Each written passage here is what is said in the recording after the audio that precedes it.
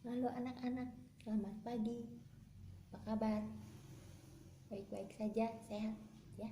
Oke, hari ini, pagi ini kita akan mendengarkan firman Tuhan. Kita berdoa dulu ya. Yuk. Tuhan Yesus, kami akan mendengarkan firman-Mu. Pimpin kami, urapi kami. Dalam nama Tuhan Yesus, kami berdoa. Amin. Nah, anak-anak, anak-anak tahu nggak ini apa? Ada yang tahu ini apa? Apa? Iya, ini telur. Ya, ini telur. Nah, siapa suka makan telur? Pasti kita semua suka makan telur. Ibu guru juga suka makan telur. Nah, anak-anak, setiap hari Paskah biasanya kita ada lomba menghias telur. Tapi untuk Paskah hari ini, tahun ini kita tidak bisa ya anak-anak ya, karena kita harus tetap tinggal di rumah ya. Nah, kenapa ya kalau hari Paskah kok selalu ada telur, menghias telur? Anak-anak tahu nggak? Karena begini. Nah, ini telur ya. Nah, di dalam telur ini ya ada sesuatu yang hidup ya. Telur ayam ya, di dalamnya itu ada anak ayam ya, tapi anak ayamnya belum menetas ya. Jadi telur itu sepertinya biasa saja, tidak ada apa-apanya, seperti benda biasa ya anak-anak ya. Tetapi bila sudah tiba waktunya, telur akan menetas ya. Nah, seperti ini tuh ya. Dan ada kehidupan di dalamnya, ada yang hidup, yaitu seekor anak ayam ya. Nanti kalau telurnya udah terbuka pecah lebih besar, nah keluarlah anak ayam dari dalam telur ya. Jadi dari dalam telur, di dalam sebutir telur itu ada kehidupan di dalamnya. Kalau telur ini dibuka atau dia sudah menetas, dari dalam telur akan keluar anak ayam yang hidup. Tapi telur ini harus diharamin oleh induk ayam. Nah, anak-anak, gini ceritanya tentang Paskah ya. Cerita hari ini Vera ambil dari kitab Lukas pasal 24 ya. Lukas 24 ya, ayat 1 sampai ayat 12. Anak-anak bisa minta tolong papa atau mama bacakan ya. Atau yang sudah TKB coba belajar baca sendiri, baca Alkitab ya, pelan-pelan baca ya. Nah, yuk Vera lanjutkan cerita yang minggu kemarin ya, hari Rabu kemarin. Nah, setelah disalibkan ya, Tuhan Yesus dikuburkan ya. Anak-anak masih ingat kuburan zaman Tuhan Yesus itu seperti apa? Ya, kuburannya itu seperti gua ya, seperti gua, bukit yang berlubang, dan untuk menutupnya itu ada sebuah batu yang sangat besar. Nah, jenazah Tuhan Yesus diletakkan di dalam gua ini, di dalam kuburannya yang berbentuk gua ini ya anak-anak ya. Lalu pintu guanya ini, pintu kuburnya ditutup. Karena pintu kuburnya ini batu yang sangat besar, jadi yang menutupnya harus orang-orang yang kuat, para tentara yang menutup pintu kubur ini.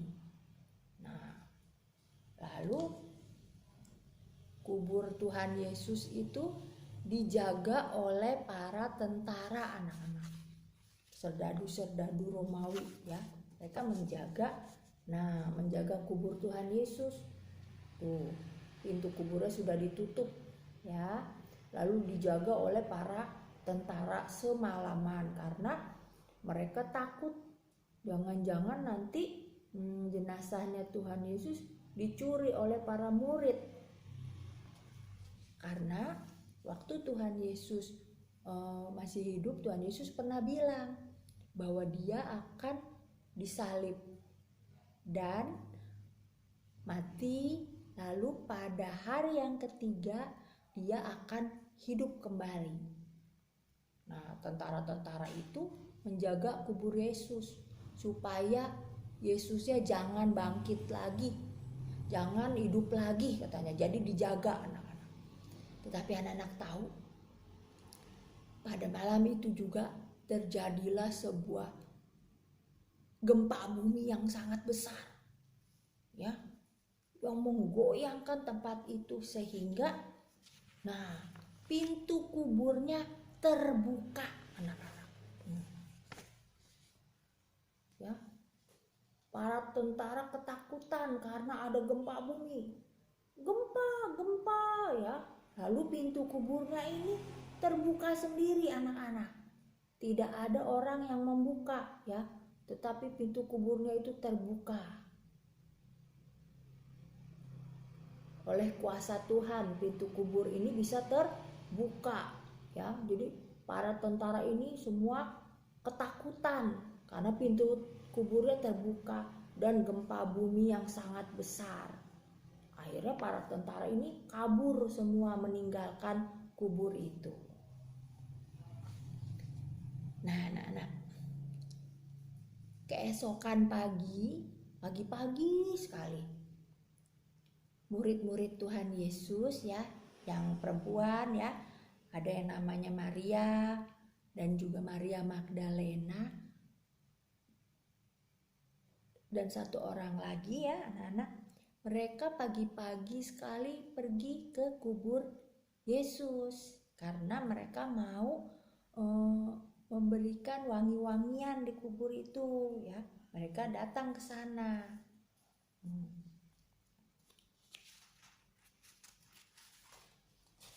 Nih,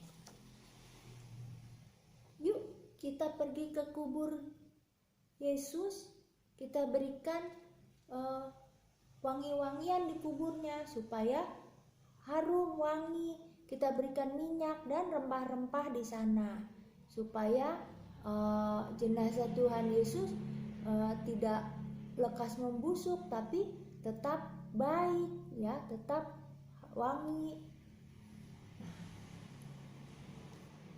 Tetapi ketika sampai di kubur, ya, para wanita ini, ibu-ibu ini kaget. Mereka terkejut, mereka kaget karena melihat pintu kubur itu sudah terbuka.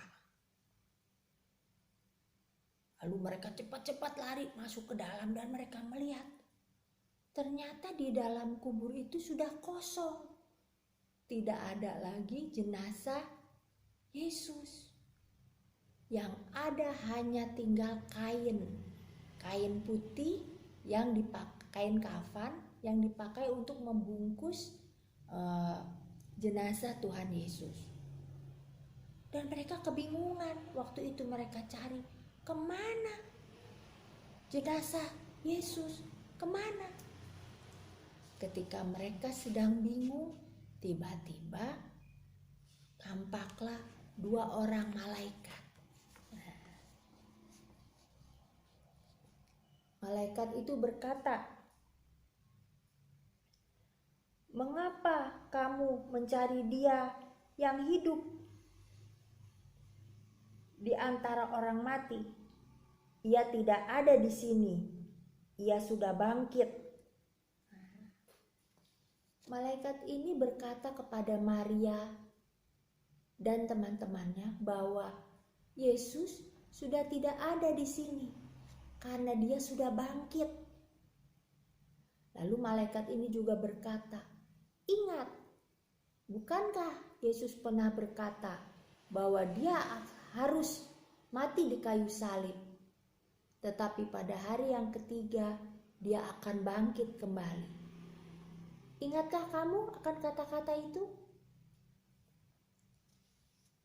Lalu Maria mengingat. Ya, saya ingat. Yesus pernah berkata seperti itu, bahwa dia akan mati disalib, dikuburkan, tetapi pada hari yang ketiga dia akan bangkit. Bukankah hari ini adalah hari yang ketiga setelah kematiannya? Wah, karena Maria begitu kaget juga senang, dia cepat kembali, dia lari untuk memberi kabar kepada teman-temannya yang lain. Dan mereka bilang, "Hai Petrus, hai Yakobus, hai Yohanes, Yesus sudah bangkit, Yesus sudah bangkit." Petrus dan Yakobus bingung, terheran-heran. Ada apa? Kalian jangan ribut-ribut begitu, ada apa? Tenang, tenang. Lalu Maria berkata, "Guru sudah tidak ada, kami dari kuburannya sudah kosong. Tidak ada guru di sana. Yesus sudah tidak ada, dia sudah bangkit. Kami bertemu dengan malaikat." Wah. Lalu Petrus, dia tidak percaya.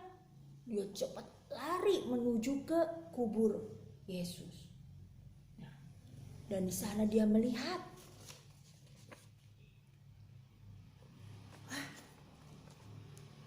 iya, coba kita masuk ke dalamnya.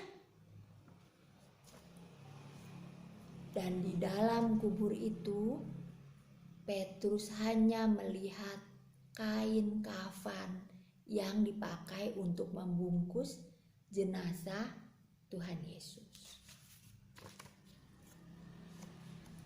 Wah, hanya tinggal kainnya saja. Benar, guru sudah bangkit. Yesus sudah bangkit. Lalu Petrus berkata, "Ya, benar. Dia pernah berkata kepada kita bahwa dia akan mati di kayu salib, dikuburkan, dan pada hari yang ketiga dia akan bangkit kembali." Benarlah perkataan Yesus itu. Dia hidup, dia tidak mati lagi, sebab dia sudah tidak ada di sini. Dia sudah bangkit. Tuhan Yesus sudah bangkit. Dia tidak ada di dalam kuburan lagi. Dia sudah bangkit, dia sudah keluar dari kubur. Dia sudah mengalahkan kuasa kematian. Dia hidup kembali. Nah, hari Rabu depan Ibu Vera akan lanjutkan kisah tentang Tuhan Yesus, ya.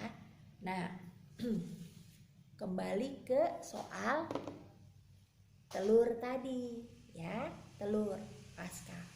Nah, anak-anak, seperti tadi Bu Vera bilang, di dalam telur ini ada bakal atau calon kehidupan, ya, ada bakal anak ayam hidup di dalamnya.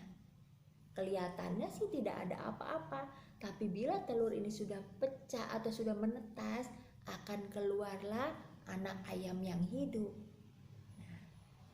Nah, anak-anak, makanya setiap hari Paskah kita selalu pakai telur, menghias telur, karena telur itu lambang kehidupan di dalamnya, ya. Nah, untuk tugas kali ini, nih, ya, kita akan menghias telur Paskah, tetapi dalam bentuk gambar, ya. Tugasnya adalah anak-anak warnai telur-telur Paskah ini, ya, dengan warna-warna. Terserah anak-anak sukanya warna apa, yang penting hasilnya bagus, ya. Nih, diwarnain yang bagus, ya. Oke. Nah, untuk ayat hafalannya Lukas, ya. Lukas 24 ayat 6. Ya, Lukas 24 ayat 6. Bunyinya, Ia tidak ada di sini. Ia telah bangkit. Ya. Ia tidak ada di sini. Ia telah bangkit. Ya, oke. Nanti telur paskanya dihias, diwarnain ya. Nih contohnya nih. Tuh, kan bagus ya. Ya, telur-telur pasca yang sudah diwarnai anak-anak. Anak bisa ya? Oke, pintar, hebat anak-anak Tuhan ya. Yuk, kita mau berdoa kembali. Yuk. Terima kasih Tuhan Yesus buat firman-Mu pada pagi ini. Kami percaya Tuhan Yesus sudah bangkit mengalahkan kuasa kematian. Engkau memberikan kepada kami kemenangan. Kau Allah yang hidup, Tuhan yang sudah bangkit bagi kami. Dalam nama Tuhan Yesus kami berdoa. Amin. Ya. Oke. Terima kasih, Tuhan Yesus memberkati.